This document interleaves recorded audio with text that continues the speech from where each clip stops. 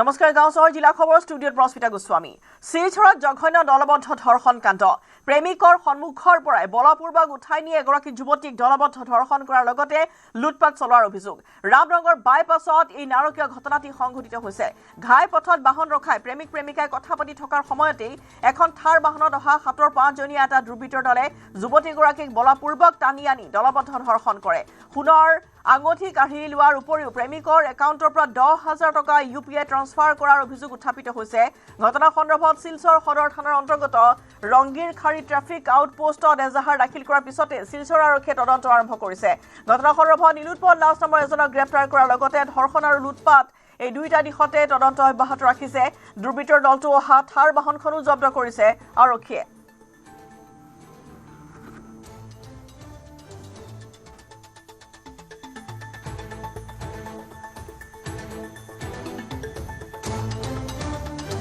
এখন থাৰ বাহনতে যুৱতীগৰাকীক লৈ যোৱা হৈছিল পদপথৰ কাষৰ পৰাই লৈ যোৱা হ'ল এই যুৱতীগৰাকী 7-5 জনীয়া আছিল সেই দলটো যিটো দলত ইতিমধ্যে এই যুৱকসকল আছিল আৰু যুৱতীগৰাকীক তেওঁলোকে ধৰ্ষণ কৰাৰ এটা অভিযোগ উত্থাপন হৈছে আৰু ইতিমধ্যে ৰংগীৰখাৰী ট্ৰাফিক আউটপোষ্টত এজাহাৰ দাখিল কৰিছে শিলচৰ আৰক্ষীয়ে তদন্ত আৰম্ভ কৰিছে ঘটনা সন্দৰ্ভত এজনক ইতিমধ্যে আটক কৰা হৈছে আৰু ইউপিআই ট্ৰান্সফাৰ হৈছিল 10,000 টকা প্ৰেমিকৰ একাউণ্টৰ পৰা 10,000 টকা আৰু সোণৰ আঙঠি কাঢ়ি নিয়াৰো অভিযোগ উত্থাপন হৈছে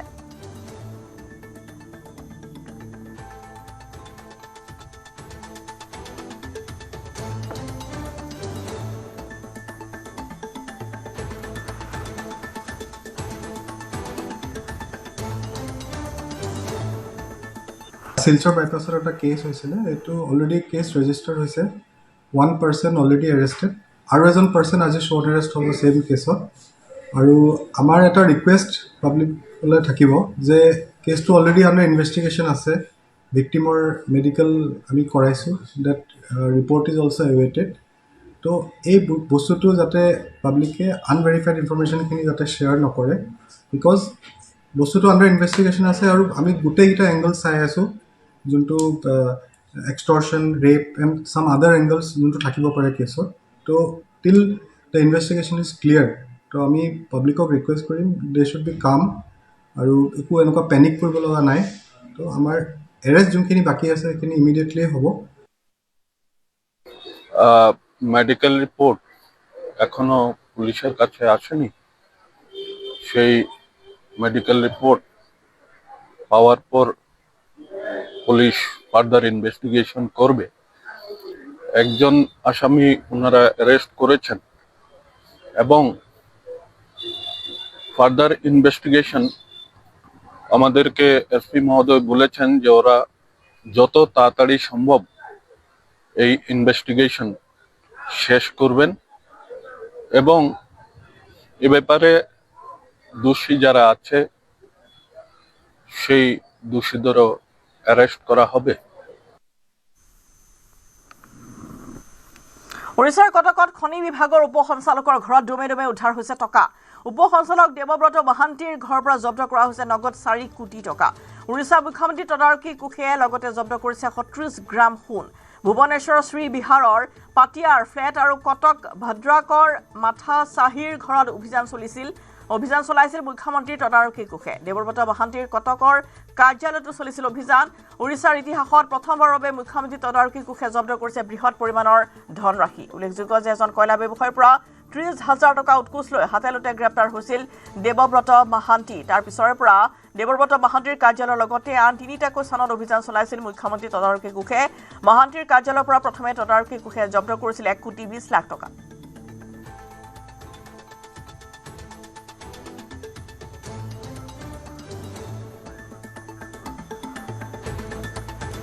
और एखिनि मुहूर्त नेटवर्क 18 सांबादिक नवीश महांती हमारे सहित संयुक्त हुए नवीश जी आपसे जानना चाहेंगे इस रेड के बारे में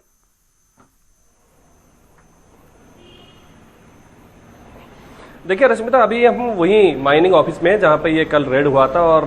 ये ऑफिस तो अभी खाली है विजिलेंस के अधिकारी जो थे यहीं से उनको देवव्रत महंती को पकड़ के उन्होंने अपने साथ लिया था और रात भर उनके जो घर है भुवनेश्वर में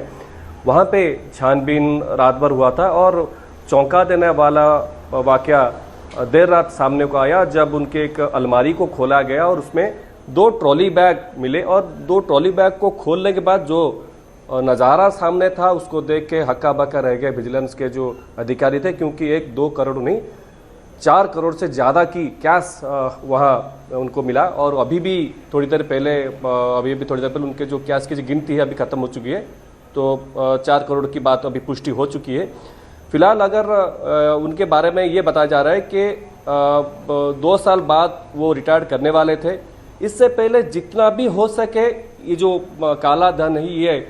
अपने पास समेट के रखे थे, कहीं पे इनको इन्वेस्ट करना था, कहीं पे ये पैसा को कहीं पे पहुंचाना था। ये उनकी ये बताया जा रहा है कि अभी तक 2007 के अगस्त महीने में ये नौकरी ज्वाइन किए थे और अभी तक ये जमा पूंजी इनकी है। फिर भी विजिलेंस की अभी जो आला अधिकारी ये बात बता रहे हैं कि ये तो सिर्फ एक नाम की मात्र का हो सकता है, क्या इससे भी बहुत गुना लगभग 10 गुना प्रॉपर्टी देवव्रत महंती जी ने बनाया होगा। और फिलहाल अलग अलग जगहों पे अभी रेड चल रहा है। फिलहाल अभी तो थोड़ी देर बाद विजिलेंस के डायरेक्टर प्रेस कॉन्फ्रेंस करने वाले हैं और उसके बाद उनके प्रेस कॉन्फ्रेंस के बाद ही ज़्यादा कुछ इंफॉर्मेशन मिल पाएगा। फिलहाल ये बताया जा रहा है कि ये जो अधिकारी हैं ये बहुत ही करप्ट थे और यही जो जगह है कल शाम 7 बजे एक जो बिजनेसमैन थे उनसे मांगा गया था 30,000 रुपए रिश्वत मांगा गया था। और इससे पहले भी इनके खिलाफ ऐसे कुछ कार्रवाई थे या कुछ कंप्लेंट्स थे इससे भी पहले देवव्रत महंती के खिलाफ? बिल्कुल ये बताया जा रहा है कि लगभग 2 महीने से इनके खिलाफ कंप्लेन आ रही थी, लगातार कंप्लेन आ रही थी। और ये जो जगह है डिप्टी डायरेक्टर के ऑफिस, ये जो पोस्ट होल्ड कर रहे थे, ये ज़्यादा दिन नहीं हुआ था इनको प्रमोशन पाते हुए। जनवरी 7 जनवरी को ही इन्होंने प्रमोशन लिया था और 2 महीना लगभग हुआ है, 2 महीना भी नहीं हुआ है। और 2 महीने के अंदर ये बहुत ज़्यादा पैसा चार्ज कर रहे थे, घूसखोरी के हर जो कहते हैं पायदान सबको पार करके आगे चले गए थे और जिसके लिए उनके ऊपर विजिलेंस का भी निगरानी था और लोगों को ये ठगते थे, पैसा इकट्ठा करते थे और सबसे बड़ी बात ये है कि पैसा को ये कहीं पे इन्वेस्ट करते थे। अभी ये पता चल रहा है कि लगभग 40 करोड़ का प्रॉपर्टी इन्होंने बना रखा है और कहाँ किस हालात में और किस के पास ये प्रॉपर्टी है इसकी अभी छानबीन जारी है। फिलहाल तो कोई भी अधिकारी जो अंदर है वो कैमरे के सामने कुछ भी बताने से मना कर रहा है। फिर भी ये बताया जा रहा है कि 7 लगभग डिग्री इन्होंने हासिल की है, MA किया है, MA किया है और LLB किया है। इसके साथ साथ BTech भी इन्होंने किया है। अलग अलग डिग्री इन्होंने लिख रखा है आपने जो नेम प्लेट के नीचे। सबसे मजेदार बात है ये लोग बता रहे हैं कि सारे की सारे डिग्री जो 7 डिग्री इन्होंने लिखा है, सारे की सारी डिग्री वो नकली है, फर्जी है। और ये बात की पुष्टि अब विजिलेंस करने वाली है कि जो डिग्री उन्होंने लिखा है LLB से लेके BTech तक MTech तक वो डिग्री कितनी असली और कितनी नकली है। फिलहाल विजिलेंस की तफ्तीश अभी जारी है। ये जो आला अधिकारी ये अभी विजिलेंस के गिरफ्त में है और ये बताया जा रहा है कि थोड़ी देर बाद इनको अब गिरफ्त दिखा के इनको जेल की काली कोठरी में भेजने का प्लान विजिलेंस बना रहा है। जी नवीस, कहा जा रहा है कि उड़ीसा के इतिहास में लगभग पहली बार ऐसी काला धन इतनी परिमाण में बरामद हुई है और कहाँ छानबीन करने का जानकारी है?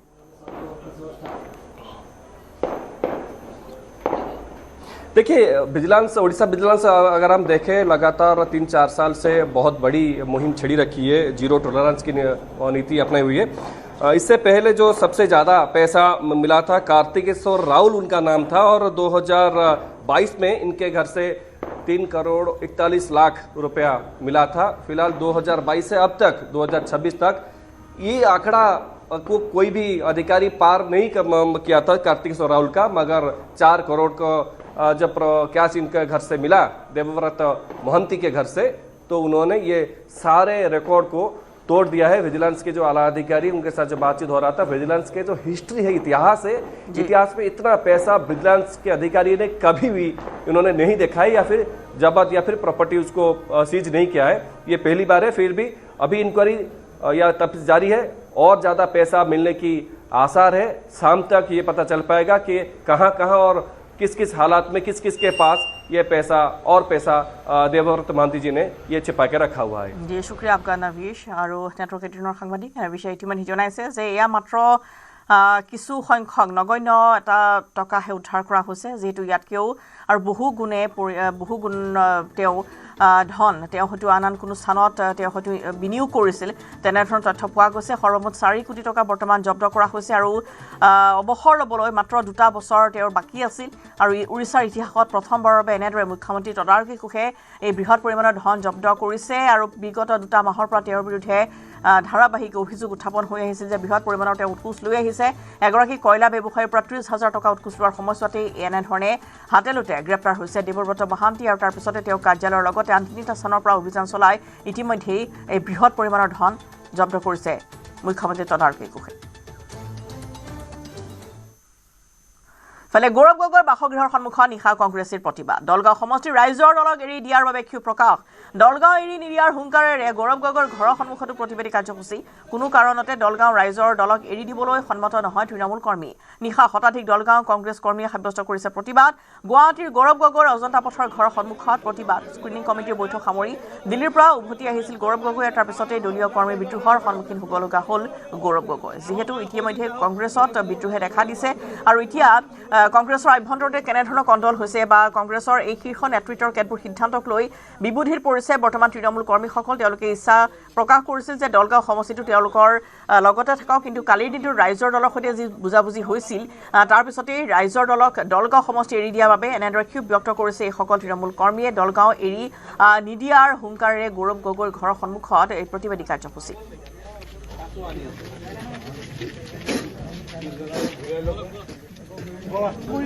আমার দলগাঁও সমষ্টিটো কংগ্রেসের লাগে কংগ্রেসের কারণে আমি সবাই আমি কংগ্রেস আমি সব কংগ্রেস আমি সবে না না আমি কোনো অহস্য নাই কংগ্রেসই হয়ে আইছো গৌরব গগৈ জিন্দাবাদ কংগ্রেস জিন্দাবাদ দলগাঁৱত আমাৰ কংগ্ৰেস লাগে মিত্ৰতা আছে থাকিব লাগে দলগাঁৱত কংগ্ৰেসেৰ দুৰ্গ লাগিলে দলগাঁৱত আমাক ফ্ৰেন্ডলি দিয়ক আমাৰ কথা নাই নিউজ বাজাৰ কাৰণে আমি শংকিত হৈছিলো আমাৰ ইয়াত আহিছো আমাৰ নেতৃবৰ্গ আমাক আশ্বাস দিছে যে দলগাঁৱত কংগ্ৰেসেৰ স্যাম্পল থাকিব তাৰ কাৰণে আমি গৈ আছো কংগ্ৰেস জিন্দাবাদ গৌৰৱ গগৈ জিন্দাবাদ পুনৰ শিক্ষক সমাজক লজ্জানত কৰা ঘটনা গুৰু শিষ্যৰ পবিত্ৰ সম্পৰ্কত কালিমা খানিলে এগৰাকী প্ৰধান শিক্ষকে ৰঙাপাৰাত প্ৰাথমিক বিদ্যালয়ৰ ছাত্ৰীক যৌন নিৰ্যাতন চলোৱাৰ অভিযোগ প্ৰধান শিক্ষকৰ বিৰুদ্ধে ৰঙাপাৰাৰ মইনাজুলি চাহ বাগিচাত প্ৰাথমিক বিদ্যালয়ৰ প্ৰধান শিক্ষকৰ দায়িত্বত থকা কিষণ পায়েঙৰ বিৰুদ্ধে এই অভিযোগ উত্থাপন হৈছে চতুৰ্থ শ্ৰেণীৰ এগৰাকী ছাত্ৰীক বিভিন্ন প্ৰলোভনেৰে দীৰ্ঘদিনৰ পৰা যৌন নিৰ্যাতন চলাই অহাৰ অভিযোগ ছাত্ৰীগৰাকীয়ে সমগ্ৰ ঘটনা মাতৃক অৱগত কৰাৰ পিছতেই ৰাখিছে লম্পট প্ৰধান শিক্ষকগৰাকীৰ চৰিত্ৰ পোহৰলৈ প্ৰধান শিক্ষকজনৰ ভয়ত বিদ্যালয়লৈ যোৱা বন্ধ কৰিছে ছাত্ৰীগৰাকী প্ৰধান শিক্ষক কিষণ পায়েঙৰ বিৰুদ্ধে ব্যৱস্থা গ্ৰহণৰ দাবী জনাইছে স্থানীয় ৰাইজে গম পালোঁ যে ছোৱালীটোক মানে আমাৰ যিজনী ইয়াতে প্ৰধান শিক্ষক আছে তেখেতে ধৰ্ষণ কৰিছে আমি গম পাই পেলাই তেখেতৰ ঘৰত সিদিনা গৈছিলোঁ কালি সোধপোছ কৰিলোঁ তেখেতে মা আৰু ছোৱালীটোৱে ক'লে যে আগতো এনেকুৱা কৰিছে আগত 2 মাহ আগতে এখন খেল পাতিছিলে মিতালী ফিল্ডতে ইয়াৰ শিক্ষক কিছুমান গৈছিলে এই খেলৰ পৰা আহোঁতে ছোৱালীটোক লৈ আহিলে বগানত থিয় কৰাই পেলাই তেতিয়াও তাৰ গাঁতত হাত দিছে বোলে আমি দাবী জনাম যে তেখেতে যিখিনি কাণ্ড কৰিছে জঘন্য কাণ্ড কৰিছে তেখেতে স্কুলৰ পৰা যাব লাগে ইয়াৰ পৰা আৰু এনেকুৱা টিচাৰ আমাক নালাগে কিয় আমাৰ পোৱালীকেইটা ভৱিষ্যত আছে আৰু এইখিনি ভৱিষ্যত যাতে বেয়া নহওক আজি লখিমপুৰত মুকলি হ'ব লাভলীনা বৰগোহাঁই ক্ৰীড়াক্ষেত্ৰ মুখ্যমন্ত্ৰী হিমন্ত বিশ্ব শৰ্মাই লখিমপুৰত মুকলি কৰিব আন্তৰ্জাতিক মানদণ্ডৰ ক্ৰীড়াক্ষেত্ৰ লাভলীনাৰ নামেৰে নিৰ্মাণ কৰি উলিওৱা অত্যাধুনিক ষ্টেডিয়ামখন মুকলিৰ পূৰ্বে সজাই পৰাই তোলা হৈছে ষ্টেডিয়াম মুকলি অনুষ্ঠানত মুখ্যমন্ত্ৰী হিমন্ত বিশ্ব শৰ্মাৰ লগতে উপস্থিত থাকিব বক্সাৰ লাভলীনা বৰগোহাঁই আন্তৰ্জাতিক পৰ্যায়ৰ ক্ৰিকেট ফুটবল এথলেটিক্সৰ লগতে সকলো ধৰণৰ আন্তঃক্ৰীড়াৰ বাবে নিৰ্মাণ কৰি উলিওৱা হৈছে অত্যাধুনিক ক্ৰীড়া প্ৰকল্পটো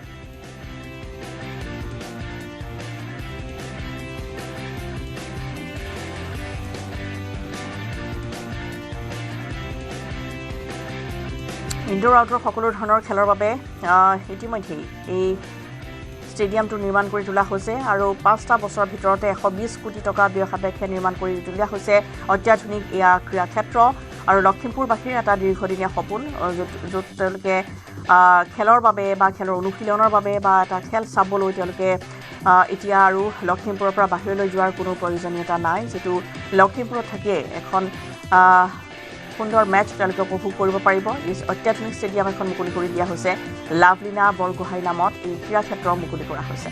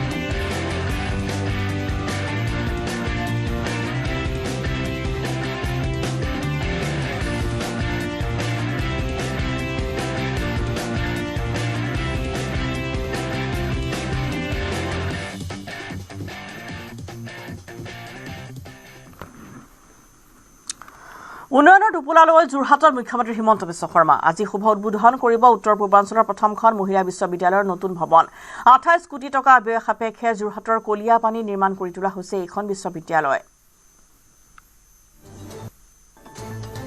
শিক্ষা খণ্ডৰ বাবে আজি অত্যন্ত এটা গুৰুত্বপূৰ্ণ দিন হিচাপে বিবেচিত হ'ব, যিহেতু উত্তৰ পূৰ্বাঞ্চলৰ প্ৰথমখন মহিলা বিশ্ববিদ্যালয়, যিখন বিশ্ববিদ্যালয় আজি এটা স্থায়ী ঠিকনা লাভ কৰিছে। মুখ্যমন্ত্ৰী ডক্টৰ হিমন্ত বিশ্ব শৰ্মা নেতৃত্বাধীন চৰকাৰে ইতিমধ্যে যোৰহাটৰ কলিয়াপানীত প্ৰায় 28 কোটি টকা ব্যয় সাপেক্ষে 57 বিঘা ভূমিত ইতিমধ্যে খুব সুন্দৰকৈ নিৰ্মাণ কৰি উলিয়াইছে উত্তৰ পূৰ্বাঞ্চলৰ যিখন প্ৰথম মহিলা বিশ্ববিদ্যালয়। এই বিশ্ববিদ্যালয়খন ইতিমধ্যে নিৰ্মাণ কৰি উলিয়াইছে আৰু কিছু সময়ৰ পিছতে মুখ্যমন্ত্ৰী ডক্টৰ হিমন্ত বিশ্ব শৰ্মাই আজি শুভ উদ্বোধন কৰিব।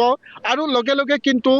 এই পৰিৱেশটো অলপ সুকীয়া হৈ পৰিছে। শিক্ষাৰ্থীসকলে আজি যেন বহু আশাৰ, তেওঁলোকৰ বহু আকাংক্ষাৰ আজিৰ এই দিনটোৰ কাৰণে তেওঁলোক অপেক্ষাৰত হৈ আছিল আৰু আজি সেই দিনটো আহিছে। শিক্ষাৰ্থীসকল আছে, প্ৰথমতে তোমাৰ ওচৰলৈকে আহিছোঁ। কেনেকুৱা লাগিছে আজি, যিহেতু অকণমান ইয়ালৈ আহিলে সুবিধা হ'ব, কেনেকুৱা লাগিছে যিহেতু আজি 2013 চনৰ পৰা যিহেতু এটা স্থায়ী ঠিকনাৰ অপেক্ষাৰত আছিল অসম মহিলা বিশ্ববিদ্যালয়, কেনেকুৱা লাগিছে? হয়, আজি বহুত ভাল লাগিছে। আমি বহুত দিনে অপেক্ষা কৰি আছিলোঁ যে আমাৰ নতুন ইউনিভাৰ্চিটিৰ ইনগ্ৰেশ্যন হ'ব। এই দিনটোলৈ বহুতবাৰ আমি অপেক্ষা কৰি আছিলোঁ। তাৰপিছত ফাইনেলি আজি 25 তাৰিখ আহিব মামা, আৰু পুৰা এক্সাইটেড হৈ আছে সকলোৱে। তাৰপিছত সেইকাৰণে আমি আছোঁ আৰু মামাৰ কাৰণে পুৰা এক্সাইটেড হৈ বহুত এক্সাইটেড। মই আৰু আছে, মই অকণমান মই দেখুৱাইছোঁ এইসকল শিক্ষাৰ্থী ইতিমধ্যে মুখ্যমন্ত্ৰীৰ আগমনৰ কাৰণে সকলো অধীৰ আগ্ৰহেৰে ৰৈ আছে। আৰু তেওঁলোকৰ আজিৰে পৰা যিহেতু নতুন ঠিকনা, পূৰ্বতে অসম কৃষি বিশ্ববিদ্যালয়ৰ চৌহদত তেওঁলোকে শিক্ষা গ্ৰহণ কৰি আহিছিল, কিন্তু আজি প্ৰথমবাৰৰ বাবে তেওঁলোকৰ নতুন ঠিকনা। তুমি ক'ত ঘৰ তোমাৰ? মোৰ মৰাণ ৰাঙলী। মৰাণ ৰাঙলী, কেনেকুৱা লাগিছে আজি? ভাল লাগিছে, বহুত ভাল লাগিছে। ভাল লাগিছে যিহেতু আজিৰ পৰা নিজৰ ঠিকনা হৈছে। আগতে বহুত ভাল লাগিছে আৰু এতিয়া নতুন জেগা আৰু ভাল লাগিছে, এৰিয়াটো ভাল লাগিছে।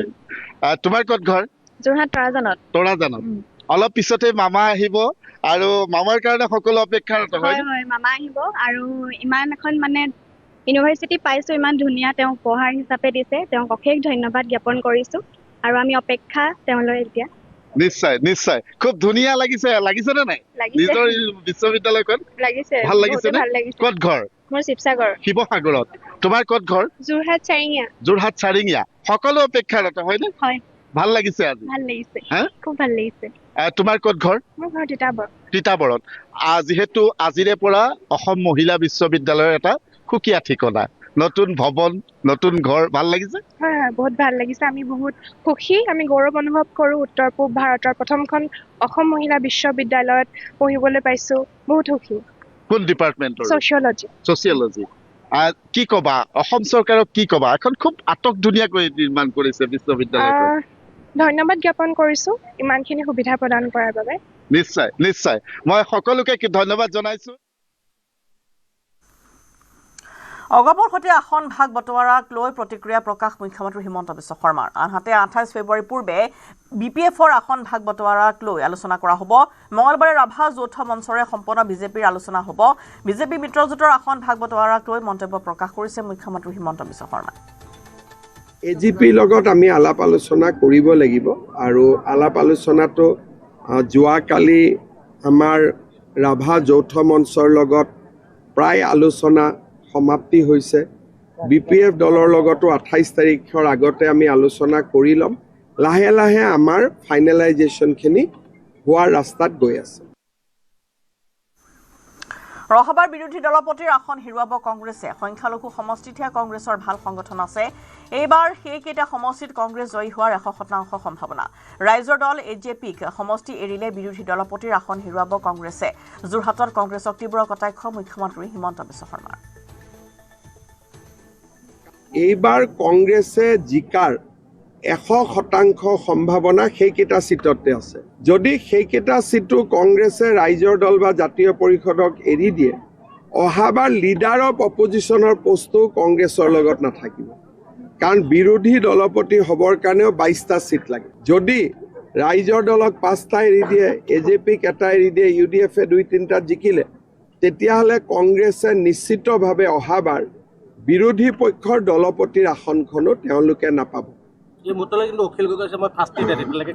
মই অখিল গগৈৰ ওপৰত প্ৰতিক্ৰিয়া নিদিওঁ কাৰণ অখিল গগৈটো বিৰোধী দলপতি নহয় কংগ্ৰেছ দলেতো বিৰোধী দলপতিৰো আসনখন নাপাবগৈ আৰু প্ৰাৰ্থী তালিকা ঘোষণাৰ পিছতে কংগ্ৰেছৰ বহু নেতা বিজেপিলৈ আহিব বুলি তাৎপৰ্যপূৰ্ণ মন্তব্য আগবঢ়ালে মুখ্যমন্ত্ৰী হিমন্ত বিশ্ব শৰ্মাই কংগ্ৰেছৰ পৰা যোৱা হেৰি আছে নেকি ইলেকশ্যনৰ ঘোষণা হোৱাৰ পিছত কংগ্ৰেছৰ বহুত ব্যক্তি আমাৰ দলত ডেফিনেটলি আহিব আৰু আমি কংগ্ৰেছৰ হিন্দু নেতাখিনি আহিলে আমি বেয়া নাপাওঁ আমি ভালেই পাওঁ কিন্তু টিকেট দিব পৰা পৰ্যায় নাথাকে কংগ্ৰেছৰ পৰা যোৱা হেৰি আছে নেকি ইলেকশ্যনৰ ঘোষণা হোৱাৰ পিছত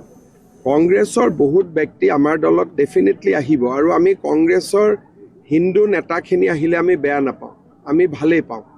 কিন্তু টিকেট দিব পৰা পৰ্যায় নাথাকে আৰু বহাগ বিহুৰ পূৰ্বে অনুষ্ঠিত হওক নিৰ্বাচন আয়োগলৈ অসম চৰকাৰৰ অনুৰোধ যোৰহাটত এই কথা ক'লে মুখ্যমন্ত্ৰী হিমন্ত বিশ্ব শৰ্মাই বিহুটো পুলিচ সিকিউৰিটি দিব লাগিব কেম্পেইনতো সিকিউৰিটি দিব লাগিব আমাৰ কাৰণে এটা কঠিন প্ৰত্যাহ্বান হ'ব অসম চৰকাৰে বিচাৰিছে যে বিহুৰ আগতে হ'ব লাগে যেনে তেনে বিহুৰ আগতে আমি চেছ কৰিব লাগে কাৰণ নহ'লে বিহুটো পুলিচ সিকিউৰিটি দিব লাগিব কেম্পেইনতো সিকিউৰিটি দিব লাগিব আমাৰ কাৰণে এটা কঠিন প্ৰত্যাহ্বান হ'ব ৰাজধানী দিল্লীত অৰুণাচলৰ 3 যুৱতীক বৈষম্যমূলক মন্তব্য দি অপদস্থ কৰাৰ ঘটনাত এজনক গ্ৰেপ্তাৰ কৰা হৈছে মালব্য নগৰৰ এটা এপাৰ্টমেণ্টৰ 4ৰ্থ মহলাত থকা 3 যুৱতীৰ ফ্লেটত চলি আছিল এচি সংযোজনৰ কাম এচি সংযোগৰ বাবে চলি থকা ড্ৰিলিঙৰ ফলত 3য় মহলাত থকা দম্পতীৰ ফ্লেটত পৰিছিল ধূলি তাতে ক্ষুণ্ণ হৈছিল দম্পতীটো সঠিক আলোচনাৰে সমস্যাৰ সমাধানৰ পৰিৱৰ্তে খঙত টিঙিৰি তোলা হৈ আক্ৰমণাত্মক হৈ পৰে দম্পতী 3 যুৱতীক লক্ষ্য কৰি অশ্ৰাব্য গালিগালাজ কৰে 2 পতি পত্নীয়ে ইমানতে ক্ষান্ত নাথাকি উত্তৰ পূবক লৈ বৈষম্যমূলক মন্তব্য কৰিছিল 2গৰাকীয়ে উত্তৰ পূবৰ মানুহ ড্ৰাগছ আসক্ত উত্তৰ পূবৰ মানুহে মাছাজ পাৰ্লাৰত কাম কৰিবলৈ দিল্লীলৈ আহে এনেধৰণৰ উদ্বেগজনক মন্তব্যৰ অপমান কৰে 3 যুৱতীক লগতে 3 যুৱতীক শাৰীৰিক আক্ৰমণ কৰাৰ অভিযোগ উত্থাপন হৈছে ঘটনাক গৰিহণা দি মেঘালয়ৰ মুখ্যমন্ত্ৰী কনৰাড চাংমাই কৈছিল উত্তৰ পূবৰ লোকক লৈ বৰ্ণ বৈষম্য সহ্য কৰা নহ'ব दिल्ली पुलिस को भी कहा और मेरे ऑफिस से तीनों लड़कियों को खबर करके बताया गया कि कोई भी प्रॉब्लम है मुझे बताना है अभी जो औरत और जो लोग ने गाली किया वो अरेस्ट भी हो गया है और अरेस्ट के साथ साथ कोर्ट में पेशी भी हो रहा है और आगे भी कानून के तहत बहुत सख्ती से इसका केस का आगे चलाया जाएगा मैं ये भी कहना चाहता हूं कि दिल्ली के अंदर में अभी नॉर्थ ईस्ट का लड़का लड़की और नॉर्थ ईस्ट का कोई भी कुछ भी परेशानी होती है या किसी के ओर से जुल्म होता है या वायलेंस होता है उसका खिलाफ बहुत सख्ती से हम लोग एक्शन लेता है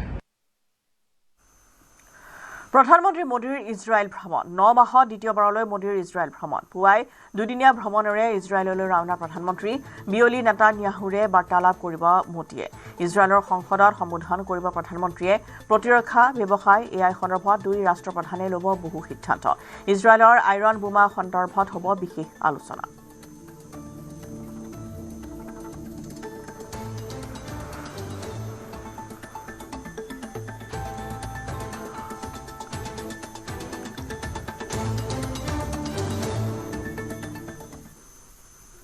10 মাৰ্চত মুকলি হ'ব মহাৰাজ পৃথু উৰণ সেতু প্ৰায় 850 কোটি টকাৰ ব্যয়েৰে নিৰ্মাণ কৰা হৈছে উৰণ সেতুখন উৰণ সেতুখনে দীঘলী পুখুৰী আৰু নুনমাটি সংযোগ কৰাৰ লগতে চানমাৰী উৰণ সেতুকো সংযোগ কৰিব উৰণ সেতুখনৰ দৈৰ্ঘ্য প্ৰায় 6 কিলোমিটাৰ উৰণ সেতুৰ ওপৰতে নিৰ্মাণ কৰা ৰটাৰীৰে 4টাকৈ দিশেৰে যাব পৰা যাব এখন উৰণ সেতু নিৰ্মাণ কৰি তোলা হৈছে আৰু আগন্তুক 10 মাৰ্চত মুকলি কৰা হ'ব এই উৰণ সেতুখন প্ৰায় 850 কোটি টকাৰে নিৰ্মাণ কৰি তোলা হৈছে উৰণ সেতুখন দীঘলী পুখুৰী আৰু নুনমাটি সংযোগ কৰাৰ লগতে চানমাৰী উৰণ সেতুকো এই উৰণ সেতুখনে সংযোগ কৰিব আৰু উৰণ সেতুখনৰ দৈৰ্ঘ্য প্ৰায় 6 কিলোমিটাৰ উৰণ সেতুৰ ওপৰতে নিৰ্মাণ কৰা ৰটাৰীৰে 4টা দিশেৰে যাতায়াত কৰিব পৰা যাব খুব কম দিনৰ ভিতৰতে মহানগৰবাসীৰ বাবে উপলব্ধ হ'বলৈ গৈ আছে অন্য এখন উৰণ সেতু অহা 10 মাৰ্চত বামুণী মৈদামৰ পৰা দীঘলী পুখুৰী সংযোগী যিখন উৰণ সেতুখনৰ আংশিকভাৱে উদ্বোধন কৰিব মুখ্যমন্ত্ৰী ডক্টৰ হিমন্ত বিশ্ব শৰ্মাই আৰু এই কথাখিনি মুখ্যমন্ত্ৰী ডক্টৰ হিমন্ত বিশ্ব শৰ্মাই ফেচবুক লাইভ যোগে ইতিমধ্যে ঘোষণা কৰিছে গোটেই কথাখিনি জনাইছে গতিকে এই দলংখনৰ প্ৰস্তুতিও বৰ্তমান সময়ত কিন্তু নিৰ্মাণ কাৰ্যৰ যিসমূহ কাম সেইসমূহ খুব তৎপৰতাৰে আৰম্ভ কৰা দেখিবলৈ পোৱা গৈছে খুব তৎপৰতাৰে গোটেই কামসমূহ চলি থকা বৰ্তমান সময়ত দেখিবলৈ পোৱা গৈছে দলংখনৰ যিসমূহ আচলতে শেষৰ কাম বা শেষ পলব বুলি দিয়া বুলি যাক কোৱা হয় সেই কামসমূহত বৰ্তমান সময়ত বিভিন্ন ধৰণৰ শিল্পীসকলৰ লগতে যিসকল আচলতে শ্ৰমিকে কাম কৰি আছিল সেই শ্ৰমিকসকলে কাম কৰি থকা দেখিবলৈ পোৱা গৈছে আৰু খুব কম দিনৰ ভিতৰতে যাতে দলংখন মুকলি কৰি দিব পাৰে যিহেতু এটা তাৰিখ ইতিমধ্যে নিৰ্ধাৰণ কৰা হৈছে যে 10 মাৰ্চ গতিকে 10 মাৰ্চ তাৰিখত যে ৰাইজৰ বাবে এই সেতুখন উৎসৰ্গা কৰি দিব পাৰে তাৰ বাবে সম্পূৰ্ণ প্ৰস্তুতি বৰ্তমান সময়ত আৰম্ভ কৰা প্ৰায় শেষ কৰা ইতিমধ্যে দেখিবলৈ পোৱা গৈছে আৰু আমি দেখুৱাইছোঁ কেনেধৰণে অতি যুদ্ধকালীন তৎপৰতাৰে এক প্ৰকাৰ কাম চলি আছে বৰ্তমান সময়ত উৰণ সেতুখনত বিভিন্ন আচলতে যিসমূহ শেষৰ চোৱা কাম সেই কামসমূহ চলাই থকা দেখিবলৈ পোৱা গৈছে আৰু এটা গুৰুত্বপূৰ্ণ কথা এইখিনিতে উল্লেখ কৰিব খুজিম যে যিখন আমি ইতিমধ্যে দেখি আছিলোঁ যে চানমাৰী উৰণ সেতু সেই চানমাৰী উৰণ সেতু আৰু এই নুনমাটি আৰু বামুণী মৈদাম সংযোগী পৃথু উৰণ সেতুখন মহাৰাজ পৃথু উৰণ সেতুখন ওপৰতে সংযোগ হৈছে অৰ্থাৎ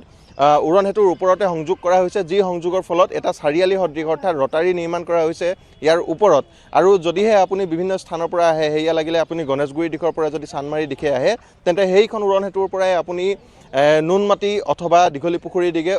ওপৰে আচলতে গতি কৰিব পাৰিব যাৰ ফলত অতি সুগম হৈ পৰিব আপোনাৰ যাত্ৰা আৰু সমান্তৰালভাৱে তলৰ ভাগত পূৰ্বতে যি ধৰণৰ যান জঁটৰ সমস্যা দেখিবলৈ পোৱা গৈছিল সেই যান জঁটৰ সমস্যাৰ পৰা যে যথেষ্ট পৰিত্ৰাণ পাব সেই কথাখিনিও বৰ্তমান সময়ত যথেষ্ট স্পষ্ট হৈ পৰিছে আমি দেখুৱাইছোঁ কেনেধৰণে অতি সুন্দৰভাৱে সৰ্বাংগ সুন্দৰভাৱে নিৰ্মাণ কৰি থকা হৈছে এখন উৰণ সেতু আৰু দুটাকৈ লেন ব্যৱহাৰ কৰা হৈছে যি দুইটা লেনেৰে আচলতে যান বাহনসমূহ অহা যোৱা কৰিব পাৰিব আৰু আমি নুনমাটি দিশৰ যি আচলতে পথছোৱা সেই পথছোৱা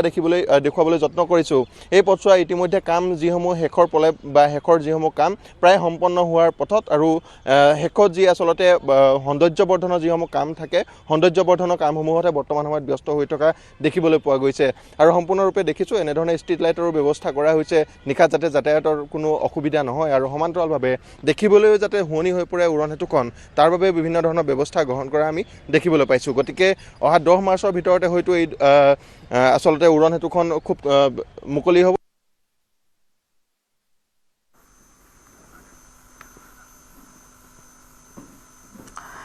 একুইফাৰ ৰিচাৰ্জ আৰু ফ্লাড ৱালৰ জৰিয়তে মহানগৰীৰ ৰুক্মিণী গাঁৱৰ পিপকো পইণ্টৰ পৰা জনতা ভৱনলৈ GS ৰোডৰ সৈতে সংলগ্ন ফ্লাড ৱাল নিৰ্মাণৰ আজি আধাৰশিলা স্থাপন কৰা হৈছে আধাৰশিলা স্থাপন কৰিছে গৃহ নিৰ্মাণ আৰু নগৰ পৰিক্ৰমা বিভাগৰ মন্ত্ৰী জয়ন্ত মাল্ল বৰুৱাই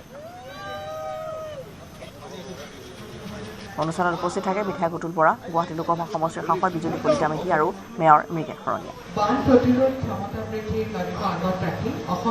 ৰুক্মিণী গাঁও অঞ্চলত আপোনালোকে জানে যে এই অঞ্চলৰ ৰাইজৰ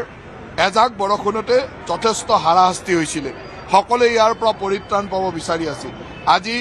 এই পৰিত্ৰাণৰ কাৰণে এই অঞ্চলৰ পৰা এটা ড্ৰেইনৰ এক্সকাভেশ্যনৰ ডাঙৰকৈ ভালকৈ ড্ৰেইনটো বনাবৰ কাৰণে যিটো বাহিনী নদীটো সুন্দৰভাৱে নিৰ্মাণ কৰি ওলাবৰ কাৰণে আৰু তাক কেৰিং কেপাচিটি বঢ়াবৰ কাৰণে আমি এটা প্ৰকল্পৰ কাম আৰম্ভ কৰিছোঁ 25 কোটি টকা ব্যয়েৰে এই প্ৰকল্পটোৰ কাম আৰম্ভ হ'ব তাৰ লগত ভৱিষ্যতে ইয়াৰ কামখিনি আগবঢ়াই নিবৰ কাৰণে আৰু কেইবাটাও প্ৰকল্প আছে যে কণ্টিনিউ এই পানীটো লৈ গৈ ব্ৰহ্মপুত্ৰত নিক্ষেপ কৰিব বা ব্ৰহ্মপুত্ৰলৈ লৈ যাব গুৱাহাটীৰ বেলতলা বজাৰখন আপোনালোকে জানে যে বহুদিন ধৰি মানুহে এই বেলতলা বজাৰখন এখন শৃংখলিত বজাৰ হোৱাটো বিচাৰি আছিল আজি তাকো আমি শুভাৰম্ভণি কৰিম আপোনালোকে জানে যে এক্সেল কেয়াৰৰ পৰা এটা ডাঙৰ ড্ৰেইন তাত আমি কৰাৰ পৰিকল্পনা কৰিছিলোঁ, তাৰো কাম আমি শুভাৰম্ভ কৰিম। গুৱাহাটীত আৰবান ফৰেষ্ট, নগৰীয়া বনাঞ্চল, যে আমি গুৱাহাটীত এটা আৰবান ফৰেষ্ট য'ত আমি এটা সময়ত বিভিন্ন ধৰণৰ গাৰ্বেজৰ দাম হৈ আছিল, বিভিন্ন লেতেৰা বস্তুৰ দম হৈ আছিল, সেই লেতেৰা বস্তুবিলাক আমি চাফা কৰি তাত এখন ডাঙৰ মুকলি পথাৰ আমি ওলাইছোঁ। সেই মুকলি পথাৰখনত এতিয়া আৰবান ফৰেষ্ট হ'ব, যে তাত নগৰীয়া বনাঞ্চল, আৰু তাত এনেকুৱা ধৰণৰ পদ্ধতিৰে হ'ব যিটো মিয়াৱাকি বুলি কয়, মিয়াৱাকি পদ্ধতিৰে হ'ব য'ত 10 টাইমছ গ্ৰ'থ হয়, যে 10 বছৰৰ ভিতৰত 100 বছৰৰ দৰে গছডাল ডাঙৰ হ'ব আৰু লোকেল প্ৰজাতি, স্থানীয় প্ৰজাতিৰ গছ থাকিব। প্ৰতিটো অঞ্চললৈকে গৈ এই কামসমূহৰ শুভাৰম্ভ এটাৰ পিছত এটাকৈ আমি কৰি গৈ থাকিম। চৰকাৰী কৰ্মচাৰীলৈ মুখ্যমন্ত্ৰীয়ে দিলে সুখবৰ। হোলীৰ আগতীয়া উপহাৰ দিলে মুখ্যমন্ত্ৰীয়ে। 27 ফেব্ৰুৱাৰীতে লাভ কৰিব এই মাহৰ দৰমহা। সামাজিক মাধ্যমত এই কথা জনালে মুখ্যমন্ত্ৰীয়ে। ড্ৰাগছ বিৰোধী অভিযান অব্যাহত হাইলাকান্দি আৰক্ষীৰ। নিশা অভিযান চলাই জব্দ কৰিছে 3500 কফ চিৰাপৰ বটল। এখন মালভৰ্তি ট্ৰাকৰ পৰা জব্দ কৰা হয় কফ চিৰাপখিনি। ট্ৰাকখন জব্দ কৰাৰ লগতে আৰক্ষীয়ে আটক কৰিছে চালক মাটিয়াছ এ চাংমা আৰু হেণ্ডিমেন চিলমান মাৰাকক। মেঘালয়ৰ পৰা মিজোৰামলৈ সৰবৰাহৰ চেষ্টা চলাইছিল এই কফ চিৰাপখিনি। সোমবাৰে নিশা হাইলাকান্দিত জব্দ কৰিছিল প্ৰায় 5 কোটি টকাৰ ইয়াবা টেবলেট।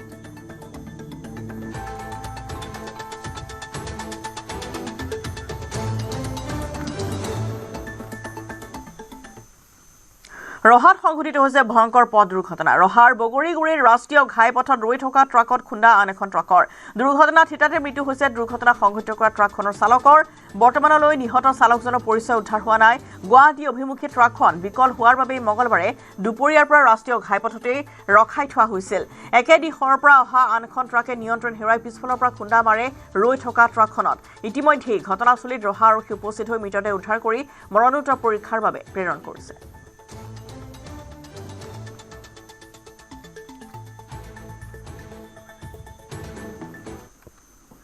ৰঙিয়াৰ ইকো পাৰ্কত অঘটন। দেৱাল খহি শ্ৰমিকৰ কৰুণ মৃত্যু। ৰঙিয়া ৰেল বিভাগৰ অধীনৰ ইকো পাৰ্কত ড্ৰেইন নিৰ্মাণৰ কাম চলি থকাৰ সময়ছোৱাতে এক ভয়াৱহ দুৰ্ঘটনা সংঘটিত হৈছে। পুৰণি দেৱাল খহি পৰি ঘটনাস্থলীতেই এজন শ্ৰমিকৰ মৃত্যু হৈছে। মৃত শ্ৰমিকজন মানকাছাৰৰ শ্বহীদুল ইছলাম। কাম কৰি থাকোঁতে হঠাতে ঘৰৰ ওচৰৰ পুৰণি দেৱালখন খহি পৰে আৰু তেওঁৰ গাত পৰি থিতাতে মৃত্যু হয়। প্ৰাথমিক তথ্য অনুসৰি এই দুৰ্ঘটনা এক্সেভেটৰৰ চালকৰ ভুলৰ বাবে ঘটা বুলি অভিযোগ উঠিছে। এক্সেভেটৰে কাম কৰাৰ সময়ছোৱাত দেৱালৰ ওপৰত অত্যাধিক চাপ পৰি বা ভুল পদ্ধতিৰে খনন কৰাৰ ফলত দেৱালখন অস্থিৰ হৈ খহি পৰা বুলি অভিযোগ উত্থাপন হৈছে। এই ঘটনাই স্থানীয় লোকৰ মাজত তীব্ৰ শোকৰ সৃষ্টি কৰিছে। নিৰাপত্তাৰ মানদণ্ড পালন নকৰাৰ বাবে শ্ৰমিকৰ জীৱন বিপন্ন হোৱাৰ অভিযোগ উত্থাপন হৈছে। প্ৰশাসনে ঘটনাৰ তদন্ত আৰম্ভ কৰিছে বুলি জানিব পৰা গৈছে।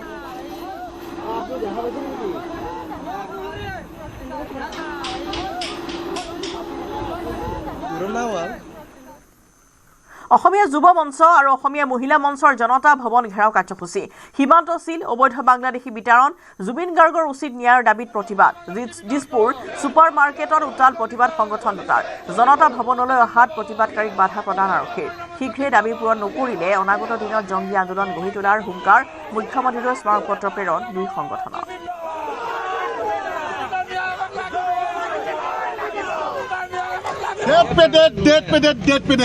জুবিনৰ ক্ষেত্ৰত কিন্তু ডেট পেডেট নহ'ব। চিধা চিধি কথা আমি চৰকাৰক জনাই দিব বিচাৰিছো। আৰু 2 নম্বৰ কথা হৈ গ'ল যে অকল এই 5টা যি কালপ্ৰিট জেলত থৈছে এইকেইটাক অতি শীঘ্ৰে ফাঁচি দিয়া ব্যৱস্থা কৰিব লাগে। 3 নম্বৰতে হৈ গ'ল যিকেইটাক চাহ তামোল খুৱাই ছিংগাপুৰলৈ আকৌ পঠিয়াই দিলে সেইকেইটাক টেটুত ধৰি চৰকাৰক আনিবৰ বাবে অনুৰোধ জনাইছো, আহ্বান জনাইছো, অনুৰোধ নহয় আহ্বান জনাইছো। আৰু যদি চৰকাৰে কোনো ব্যৱস্থা নকৰিব কিন্তু আমি ইয়াৰ প্ৰত্যুত্তৰ দিবলৈ কিন্তু সাজু আছো। জুবিনৰ ক্ষেত্ৰত কোনো ধৰণৰ কম্প্ৰমাইজ নহ'ব। যেনেধৰণে অবৈধ মিয়া বাংলাদেশীৰ ক্ষেত্ৰত যেনেকৈ চৰকাৰে কুণ্ঠাবোধ কৰা নাই খেদিবৰ কাৰণে, খেদি পঠিয়াবৰ কাৰণে, উচ্ছেদ কৰিবৰ কাৰণে, ঠিক তেনেদৰে জুবিনৰ ন্যায়ৰ ক্ষেত্ৰতো কিন্তু আমি ইয়াত কোনো কুণ্ঠাবোধ যাতে নকৰে আমি এই অসমীয়া যুৱ মঞ্চৰ তৰফৰ পৰা এইটো আহ্বান জনাইছো। অন্যথা কিন্তু আজি আমি দিছপুৰ চলৰ কাৰ্যসূচী এটা লৈছো, কিন্তু ইয়াতকৈ ভয়াৱহ আন্দোলন কাৰ্যসূচী এটা ল'বলৈ বাধ্য হ'ম। ইয়াৰ বাবে জগৰীয়া হ'ব চৰকাৰ আৰু ইয়াৰ বাবে জগৰীয়া হ'ব প্ৰশাসন। বাক্সা বজাৰী জিলাৰ সীমান্তত থকা এখন আজব স্কুল বিভিন্ন অজুহাত দেখুৱাই 4 মাহ ধৰি বিদ্যালয়ত অনুপস্থিত প্ৰধান শিক্ষক দীনবন্ধু পাঠক। এই আজব বিদ্যালয়খন হৈছে 62 নং বৰমানিকপুৰ প্ৰাথমিক বিদ্যালয়। ইমানেই নহয়, ছাত্ৰ ছাত্ৰীৰ বাবে যোগান ধৰা মধ্যাহ্ন ভোজনৰ চাউল বিক্ৰী কৰিছে প্ৰধান শিক্ষকে। বিদ্যালয়ত চাউল বিক্ৰীৰ দৃশ্য কেমেৰাত বন্দী হৈছে। উল্লেখযোগ্য যে বিদ্যালয়খনত 70 গৰাকীতকৈ অধিক ছাত্ৰ ছাত্ৰী থকাৰ পিছতো বিদ্যালয়ৰ কৰ্তৃপক্ষই মধ্যাহ্ন ভোজন যোগান নধৰি চাউল বিক্ৰী কৰাটো সঁচাকৈ দুৰ্ভাগ্যজনক। অতি শীঘ্ৰে প্ৰধান শিক্ষকৰ বিৰুদ্ধে বিভাগীয় কৰ্তৃপক্ষক ব্যৱস্থা গ্ৰহণ কৰিবলৈ ৰাইজে আহ্বান জনোৱাৰ লগতে কোনে কিয় মধ্যাহ্ন ভোজনৰ চাউল বিক্ৰী কৰিছে তদন্ত কৰিবলৈ দাবী উত্থাপন কৰিছে।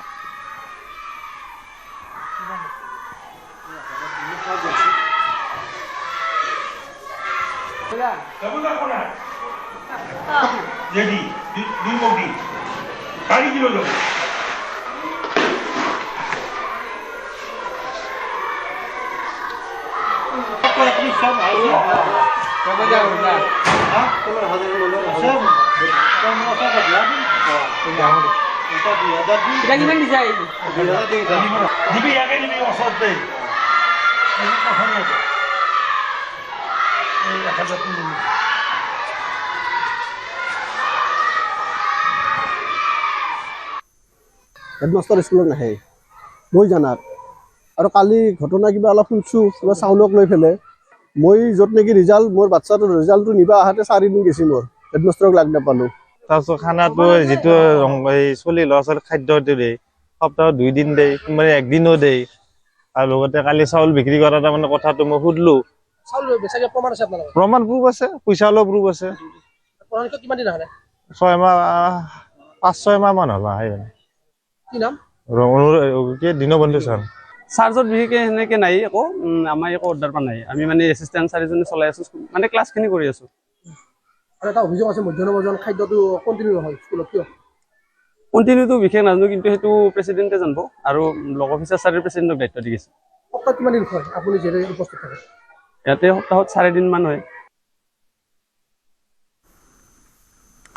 এটুপি বিশুদ্ধ খোৱা পানীৰ বাবে হাহাকাৰ পশ্চিম বৰা গাঁওবাসী ৰাইজৰ। 2009 চনতে আৰম্ভ হোৱা পানী যোগান প্ৰকল্প আজি পৰ্যন্ত কাৰ্যক্ষম হৈ নুঠিল। নিজৰাৰ পানী আৰু ব্যক্তিগত খণ্ডৰ পৰা মাত্ৰাধিক দৰত ক্ৰয় কৰা পানীয়ে এতিয়া সাৰথি হৈ পৰিছে পশ্চিম বৰা গাঁওবাসী ৰাইজৰ। পশ্চিম বৰা গাঁৱত নাগৰিক ঐক্য মঞ্চই বিশুদ্ধ খোৱা পানীৰ দাবীত অনুষ্ঠিত কৰিছে নাগৰিক সজাগতা সভা। 17 বছৰৰ প্ৰকল্পটো কিয় সম্পূৰ্ণ হোৱা নাই তাৰ তদন্তৰ দাবী উত্থাপন কৰিছে নাগৰিক সমাজে। জনস্বাস্থ্য কাৰিকৰী বিভাগৰ পাইপ ব্যৱহাৰ কৰি প্ৰকল্পটো ঠিকাদাৰে ধন হৰলুকি কৰাৰো অভিযোগ ৰাইজৰ।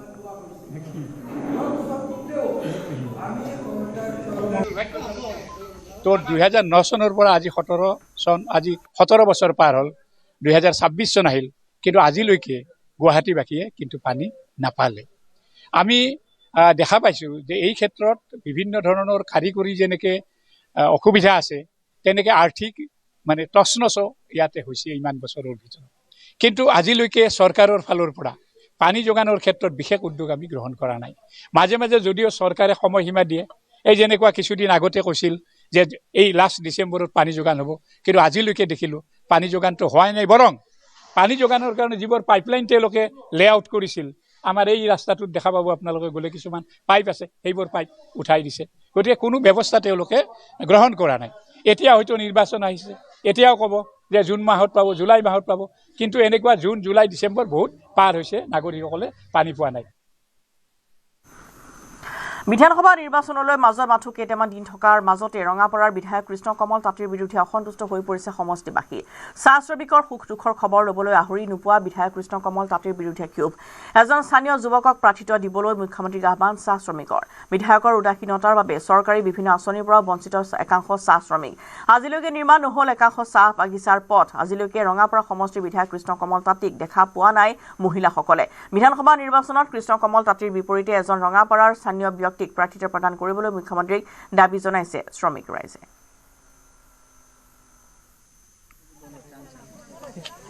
মই বৰ্তমান উপস্থিত আছোঁ ৰঙাপাৰা এখন চাহ বাগিচাত, আৰু এই চাহ বাগিচা অঞ্চলৰ ৰাইজৰ পৰাই মই তেখেতসকলৰ মনৰ ভাৱ বুজিবলৈ চেষ্টা কৰিম। তেখেতসকলে এইবাৰ নিৰ্বাচনত তেখেতসকলে কি বিচাৰিছে, বা তেখেতসকলৰ বৰ্তমানৰ যি ৰঙাপাৰা সমষ্টি তেখেতৰ অঞ্চলত কিমান উন্নয়ন হ'ল এই বিষয়ে মই জানিবলৈ বৰ্তমান উপস্থিত হৈছোঁ ৰঙাপাৰাৰ এখন চাহ বাগিচাত আৰু চাহ বাগিচাৰ শ্ৰমিক আছে শ্ৰমিকসকলৰ পৰা মই এই ক্ষেত্ৰত জানিবলৈ চেষ্টা কৰিম হয় কি ক'ব বাইদেউ আপোনালোকৰ যে বিগত 5টা বছৰত আপোনালোকৰ কিমান উন্নয়ন হ'ল বুলি ভাবিছে মানে তো रास्ता घाट भी ভাল নাই हुई है এখন तकले बना नहीं हुई है एक तो अनुदान पैसा पातरी ओगला काटाई जावे है चावल भी नहीं पावे हैं কি ক'ব আপোনালোকৰ কি সমস্যা বৰ্তমানও কিন্তু আজি সমস্যা হৈ থাকিল কি ক'ব अंदर रास्ता घाट एकदम पानी आले से पानी भर्ती हो जाल और एती रास्ता घाटो ভাল নাই दुआरे पानी भर्ती हो जाए पानी के जने पानी दिन आले से रास्ता घाट नहीं बनान कितना दिन ले आपत्ति करिल बनाई दो बोले नहीं बनाई दी केउ रास्ता घाट नहीं बनाई আমি ভোট দি থাকো নিকা আমাকো চাব লাগে যে এই ভোট দিছে সিহঁতে আৰু আমি সিহঁতকো চাব লাগে আহিব লাগে আমাৰ বগানত আহি পলাই চোৱাই নাই মন্ত্ৰী হলে নহয় নহয় ৰঙাপাৰা সমষ্টি হৈ পলা নাহে কিয় বগানত চাবলৈ হয় আৰু এগৰাকী মহিলা আছে হয় বাইদেউ কি ক'ব আপোনালোকে আজিলৈকে বিধায়কক লগ পাইছেনে নাই নাই নাই কোৱা কিয় আহে নাহে নাহে নাহে খা খবৰ নলয় নহয় আপোনালোকৰ কি সমস্যা আছে এতিয়া বৰ্তমান এইটোৱে সমস্যা আছে আমাৰ ইয়াত কীৰ্তন পাতিছিলো হৰিনাম কীৰ্তন পাতিছিলো ইয়াতো মাতিছিলে নাই ৰাস্তা ঘাট আপোনালোকৰ হৈছে নে নাই নাই নাই হোৱা কিবা এটা নাই হোৱা দিম বুলি কৈছিলে ইটো দিয়া নাই চাহাটা দিম বুলি কৈছিলে কিবা দিম বুলি কৈছিলে নাই আজিলৈকে লগ পাইছেনে নাই নাই বিধায়ক নাই নাই পোৱা আজিলৈকে লগ পোৱা নাই পোৱা হয় আৰু একাংশ চাহ শ্ৰমিক আছে তেখেতৰ পৰা জানিবলৈ চেষ্টা কৰিম হয় বাইদেউ কি ক'ব আপোনালোকে আজিলৈকে বিধায়কক লগ পাইছেনে 5টা বছৰত নাই পোৱা নাই পোৱা নাই পোৱা কিয় নাই পোৱা আহাই নাই তো কেনেকা পাম আৰু এটা আপত্তি আছে এই মন্দিৰটো যে বনাই আছে এইটো আধাৰ হোৱা হৈছে এইটো কি কাৰণে আধাৰ হোৱা হৈছে এইটো তো আমাৰ হিন্দু সমাজৰ সবে কেটাৰ হয় সুবিধা কাৰণে সেইটো কাৰণে আমাৰ এই জগন্নাথ মন্দিৰটো যে হ'ব লাগে কি কাৰণে বন্ধ আছে সেইটো মানে বেয়া লাগিছে আমাৰ এতিয়ালৈকে তো সব মন্দিৰ হৈ গৈছে আমাৰ ইয়াৰে হোৱা নাই এইটোৱে মোৰ আপত্তি আছে আৰু নিৰ্বাচনৰ দিন যিমানে চমু চাপি আহিছে সিমানে গৰম হৈ পৰিছে ৰাজনৈতিক বতাহ এবাৰ তিনি গগৈৰ বিৰুদ্ধে সৰব হৈ পৰিছে বিজেপিৰ বিধায়ক তৰংগ গগৈ তিনি গগৈ এটা পলিটিকেল ট্যাগ লাইনহে মাত্ৰ নামত আছে কামত নাই তিনি গগৈৰ প্ৰসংগ টানি আনি গৌৰৱ গগৈৰ বিৰুদ্ধে আক্ৰমণাত্মক ৰূপত দেখা গ'ল বিধায়ক তৰংগ গগৈ গৌৰৱ গগৈ নামতহে গগৈ নিজ সন্তানটোকে আজিলৈকে গগৈ কৰি ৰাখিব নোৱাৰিলে বুলি উল্লেখ কৰি গৌৰৱে যদি সঁচাকৈ অসমক ভাল পায় আহোম জনগোষ্ঠীক ভাল পায় তেন্তে কিয় নিজ সন্তানক লণ্ডন পঠাই ব্ৰিটিছ নাগৰিক কৰিলে কিয় আহোম কৰি ৰাখিব নোৱাৰিলে বুলি কটাক্ষ কৰে উজনি তিনি গগৈৰ কোনো প্ৰভাৱ নপৰে বুলি উল্লেখ কৰি 100% আসনত বিজেপি জয়ী হ'ব বুলি প্ৰকাশ তৰংগ গগৈ এটা পলিটিকেল ট্যাগলাইন হয় কামত কোনো নাই সব নিজৰ স্বাৰ্থত কাম কৰে আজি গৌৰৱ গগৈ নামত গগৈ প্ৰত্যেকটো গগৈ কৰি ৰাখিব পৰা নাই প্ৰত্যেকটো গগৈ এখন আহোমটো কৰি ৰাখিব পৰা নাই যদি গৌৰৱ গগৈ ইমানেই আহোমক ভাল পাইছে প্ৰত্যেকটো কিয় আহোম কৰি নাৰাখিলে কিয় ব্ৰিটিছ কৰি দিলে আমাৰ আহোম ৰাইজে কি বিচাৰিছিলে যে গৌৰৱ গগৈ যেনেকৈ তৰুণ গগৈৰ পুত্ৰ গৌৰৱ গগৈ আজি অসমৰ ৰাইজৰ কাৰণে কাম কৰি আগবাঢ়িছে তো গৌৰৱ গগৈ পুত্ৰটো অসমৰ কাৰণে কাম কৰিব লাগিছিল হ'ব যদি বিচাৰে তেখেতৰ পুত্ৰটো লণ্ডন পঠাই দিলে ব্ৰিটিছ নাগৰিক কৰিলে পঢ়িব পঠা নাগৰিক কৰিলে তো এইবিলাক আমাৰ প্ৰশ্ন যে যদি কোনোবা ইমানে অসমক ভাল পায় গগৈ হৈ যদি আহোমক ভাল পায় নিজৰ ল'ৰাটোক কিয় ব্ৰিটিছ কৰি দিলে আমি কোনোবা ব্ৰিটিছ জন্ম আমি এইটোৱে ক'ব লাগে যে ঠিক আছে ঘৈণীয়েক ব্ৰিটিছগৰাকী বিয়া পাতি আমি আহোম কৰাইছোঁ সেইটো গৌৰৱৰ কথা হ'ব লাগে যে আমি 100 বছৰ গোলামী ইমান বছৰ গোলামী খাটিলোঁ ব্ৰিটিছৰ তো ব্ৰিটিছক আমি অসমীয়া কৰি দিলোঁ নিজে আকৌ ব্ৰিটিছে হৈ গৈছেগৈ তো সেই ধৰণৰ মেছেজবিলাক পলিটিকেল টেগলাইন হয় তিনি গগৈ দুই গগৈ মানুহে বিজেপিকে ভোট দিব উজনি অসমত কোনো এইবিলাকৰ প্ৰভাৱ নপৰে 100% ভাৰতীয় জনতা পাৰ্টি জয়ী হ'ব 28 ফেব্ৰুৱাৰীৰ পৰা আৰম্ভ হ'ব বিজেপিৰ জন আশীৰ্বাদ যাত্ৰা ঢেকিয়াজুলিৰ শিঙুৰীৰ ঐতিহাসিক গুপ্তেশ্বৰ দেৱালয়ত পূজা অৰ্চনা কৰি মুখ্যমন্ত্ৰী হিমন্ত বিশ্ব শৰ্মাই শুভাৰম্ভ কৰিব জন আশীৰ্বাদ যাত্ৰাৰ গুপ্তেশ্বৰ দেৱালয়ৰ পৰা আৰম্ভ হোৱা জন আশীৰ্বাদ যাত্ৰা ঢেকিয়াজুলি সমষ্টিৰ বিভিন্ন স্থান পৰিভ্ৰমণ কৰাৰ পিছতে বৰছলা তেজপুৰ ৰঙাপাৰা আৰু বালিপৰালৈ অগ্ৰসৰ হ'ব বিজেপিৰ জন আশীৰ্বাদ যাত্ৰাক লৈ ঢেকিয়াজুলি চলিছে ব্যাপক প্ৰস্তুতি বিভিন্ন স্থানত তোৰণ পতাকা আৰু বেনাৰেৰে সজাই তোলা হৈছে অঞ্চলটো অহা 28 ফেব্ৰুৱাৰীত ৰাজ্যৰ মুখ্যমন্ত্ৰী ডক্টৰ হিমন্ত বিশ্ব শৰ্মাই বিজেপিৰ জন আশীৰ্বাদ যাত্ৰা কাৰ্যসূচী শুভাৰম্ভ কৰিব ঢেকিয়াজুলিৰ শিঙুৰীস্থিত ইতিহাস প্ৰসিদ্ধ গুপ্তেশ্বৰ দেৱালয়ৰ পৰা একাংশ লোক আছে স্থানীয় তেওঁলোকৰ সৈতে কথা পাতিম যিহেতু 28 ফেব্ৰুৱাৰীত মুখ্যমন্ত্ৰীগৰাকীয়ে ইয়াতে বিজেপিৰ জন আশীৰ্বাদ কাৰ্যসূচী শুভাৰম্ভ কৰিব সেৱা অৰ্চনা কৰিব 28 ফেব্ৰুৱাৰীত মুখ্যমন্ত্ৰীগৰাকী কি ক'ব বাইদেউ মুখ্যমন্ত্ৰী আহিব ভালে লাগিব হয় বিজেপিৰ যি জন আশীৰ্বাদ যাত্ৰা আৰম্ভ কৰিব সেৱা অৰ্চনা কৰিব কেনেকুৱা অনুভৱ কেইদিন পূৰ্বে আহিছিল মুখ্যমন্ত্ৰী আহিছিলে ভালে লাগিছিলে আহিলে আৰু আহিব 28 তাৰিখে মানুহ বহুত হ'ব ইয়াত বহুত হ'ব কি ক'ব নিৰ্বাচন আহিছে ভালে হ'ব হয় কেনেকুৱা এইবাৰ ইলেকশ্যন ভাল হ'ব হয় কি আশা কৰে এইবাৰ বিজেপি চৰকাৰ জিতিবই বিজেপি মুখ্যমন্ত্ৰীগৰাকীক এবাৰ আৰু লগ পাব 28 তাৰিখে আকৌ লগ পাম আকৌ ভাল লাগিব আপুনি স্থানীয় ইয়াৰে 28 ফেব্ৰুৱাৰীত মুখ্যমন্ত্ৰী আহি আছে আহিলে ভালে লাগিব কিন্তু আমাৰ যিখিনি দুখীয়া আছে সিহঁতৰ ভালে কৰক এটোৱে কামনা কৰিলোঁ আৰু কি ক'ম আৰু বেলেগ কোৱাটো ইয়াৰ পৰাই মুখ্যমন্ত্ৰীয়ে জন আশীৰ্বাদ যাত্ৰা আৰম্ভ কৰিব আশীৰ্বাদটো আমি সদায় তেওঁৰ লগত আছোঁ থাকিম আৰু জিতিবই জিতাটো নিজিতা নহয় তেওঁৱে মন্দিৰখন ভাল কৰি লৈ যাক সেইটোৱে আমাৰ কামনা কেইদিন পূৰ্বে আহিছিল আকৌ আহি থাকে মাজে সময়ে আহি থাকে এতিয়া 28 তাৰিখে আহিম বুলি কৈছে ৰেলী ইয়াৰ পৰা গুপ্তেশ্বৰ মন্দিৰৰ পৰাই হ'ব বুলি কৈছে সেইটোৱে শুনিলোঁ আৰু আমাৰতো শুনাই কথা ভালে লাগিছে হিমন্ত মামাই কৰি দিম বুলি কয় কৰাটো কৰে যিখিনি কৰিম বুলি কয় কৰিছে এতিয়া আকৌ জিতিলে ভালকৈ কৰক দুখীয়াক চাক সেইটোৱে কামনা আৰু আশীৰ্বাদ এইটোৱে দিলোঁ আৰু জিতিব কিন্তু দুখীয়াক চাক সেইটোৱে কামনা আৰু নিশ্চয়কৈ এয়া আছিল স্থানীয় লোকসকল যিহেতু 28 ফেব্ৰুৱাৰীত মুখ্যমন্ত্ৰীগৰাকীয়ে ইয়াতে উপস্থিত হ'ব ইতিহাস প্ৰসিদ্ধ গুপ্তেশ্বৰ দেৱালয়ত আৰু ইয়াৰ পৰাই জন আশীৰ্বাদ যাত্ৰা মুখ্যমন্ত্ৰীগৰাকীয়ে আৰম্ভ কৰিব সেই স্থানীয় লোকসকলো এনেধৰণে নিজৰ মন্তব্য প্ৰকাশ কৰিছে ব্ৰেকিং নিউজ বিজেপিৰ দখলত থকা তিনিচুকীয়া পৌৰসভাত ব্যাপক দুৰ্নীতিৰ অভিযোগ উত্থাপন হৈছে ৰাস্তা ঘাট নিৰ্মাণৰ পৰা গাড়ী ক্ৰয় কৰাৰ নামত সংঘটিত হৈছে ব্যাপক দুৰ্নীতি মুখ্যমন্ত্ৰীৰ বিশেষ তদাৰকী কোষে দুৰ্নীতি সন্দৰ্ভত আৰম্ভ কৰিছে তদন্ত পৌৰসভা কাৰ্যালয়ৰ অভিযান চিএম ভিজিলেন্সৰ অভিযানৰ সময়ত কাৰ্যালয়টোৰ পৰা জব্দ কৰা হৈছে কেইবাটাও গুৰুত্বপূৰ্ণ ফাইল চিএম ভিজিলেন্সে পৰীক্ষণ কৰিছে নথিপত্ৰসমূহ পুনৰবাৰ জনাওঁ যে বিজেপিৰ দখলত থকা তিনিচুকীয়া পৌৰসভাত ব্যাপক দুৰ্নীতিৰ অভিযোগ উত্থাপন হৈছে ৰাস্তা ঘাট নিৰ্মাণৰ পৰা আদি কৰি গাড়ী ক্ৰয় কৰাৰ নামতো দুৰ্নীতি সংঘটিত হোৱাৰ অভিযোগ উঠিছে মুখ্যমন্ত্ৰীৰ বিশেষ তদাৰকী কোষে দুৰ্নীতি সন্দৰ্ভত তদন্ত আৰম্ভ কৰিছে পৌৰসভা কাৰ্যালয়ত অভিযান চলাইছে চিএম ভিজিলেন্সে অভিযানৰ সময়ছোৱাত কাৰ্যালয়ৰ পৰা জব্দ কৰা হৈছে কেইবাটাও গুৰুত্বপূৰ্ণ ফাইল বিৰিঞ্চি ডেকা আছে ফোন লাইনত বিৰিঞ্চি ইতিমধ্যে বিজেপিৰ দখলত থকা পৌৰসভাত ব্যাপক দুৰ্নীতিৰ অভিযোগ উত্থাপন হৈছে আৰু ইতিমধ্যে আমি জনাইছোঁ যে বৰ্তমান মুখ্যমন্ত্ৰীৰ বিশেষ তদাৰকী কোষে তদন্ত আৰম্ভ কৰিছে বা এই সন্দৰ্ভত যিটো অভিযোগ উত্থাপন হৈছিল গতিকে সেই সন্দৰ্ভত তদন্ত আৰম্ভ কৰা পৰিলক্ষিত হৈছে পৌৰসভা কাৰ্যালয়ত অভিযান চলোৱা হৈছে আৰু অভিযানৰ সময়ছোৱাত কাৰ্যালয়টোৰ পৰা কেইবাটাও গুৰুত্বপূৰ্ণ ফাইল জব্দ কৰা হৈছে চিএম ভিজিলেন্সে পৰীক্ষণ কৰিছে নথিপত্ৰসমূহ বিৰিঞ্চি অধিক তথ্য জানিব বিচাৰিছোঁ নিশ্চয় ৰশ্মিতা যে তিনিচুকীয়া যি বিজেপিৰ আচলতে তাত যিধৰণে পৌৰসভাখন বিজেপিয়ে গঠন কৰিছিল আৰু তাত ৰাস্তা ঘাট নিৰ্মাণৰ ক্ষেত্ৰত যিমানখিনি আচলতে পুঁজি আজিলৈকে তাত খৰচ কৰা হৈছে বা যিসমূহ পৌৰসভাৰ নামত যিখিনি বাহন ক্ৰয়ৰ নামত ব্যাপক দুৰ্নীতি এটা অভিযোগ মুখ্যমন্ত্ৰীৰ কাৰ্যালয়লৈ আচলতে কেইবাগৰাকী ব্যক্তিয়ে লিখিছিল আৰু সেই সমগ্ৰ বিষয়টো খুব গুৰুত্ব সহকাৰে মুখ্যমন্ত্ৰীয়ে লৈ চিএম ভিজিলেন্সক তদন্তৰ বাবে দিছিল আৰু চিএম ভিজিলেন্সে প্ৰাথমিক যিখিনি তদন্ত সেইখিনি কৰাৰ অন্তত গম পাইছিল যে তাত যিসমূহ তেওঁলোকে বিল ছাবমিট কৰে সেয়া বা পুঁজিসমূহ কি কোনটো ফাণ্ডত কিমান তেওঁলোকে পুঁজি তেওঁলোকে খৰচ কৰিছে সেই সকলোখিনি ব্যাপক বিসংগতি তেওঁলোকে